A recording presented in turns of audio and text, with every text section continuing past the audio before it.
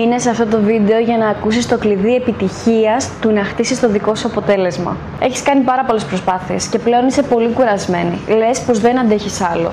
Δεν θες να ξανακάνεις άλλη μια φορά κάτι που μπορεί να αποτύχει. Από την άλλη όμως, θες πάρα πολύ ενέργεια και τόνο σου μέσα στη μέρα σου. Γιατί μονίμως είσαι κουρασμένη, γιατί μονίμως νηστάζεις, γιατί δεν έχεις καθόλου ενέργεια να βγάλεις το πρόγραμμα της ημέρας σου. Το μόνο λοιπόν που χρειάζεται να σκεφτείς είναι το γιατί σου. Γιατί θες να χτίσεις το αποτέλεσμα αυτό? Γιατί θες να έχεις περισσότερη ενέργεια στη μέρα σου? Γιατί δεν θες να νηστάζεις όλη μέρα? Και εκεί κρύβεται και η απάντηση, το πώς μπορείς εσύ να βρεις τη δύναμη μέσα σου για να κάνεις την αρχή, για να ξεκινήσεις το δικό σου αποτέλεσμα να το χτίζεις. Δεν χρειάζεσαι άλλη μία εξαντλητική δίαιτα.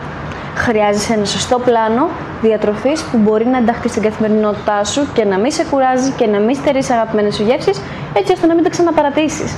Αν θες λοιπόν να δεις το αποτέλεσμα στο σώμα σου, χρειάζεται να μου στείλεις τη λέξη «Ξεκινάω» και εγώ άμεσα θα έρθω στην επικοινωνία μαζί σου για να δούμε πώς μπορούμε να χτίσουμε αυτό που θέλεις.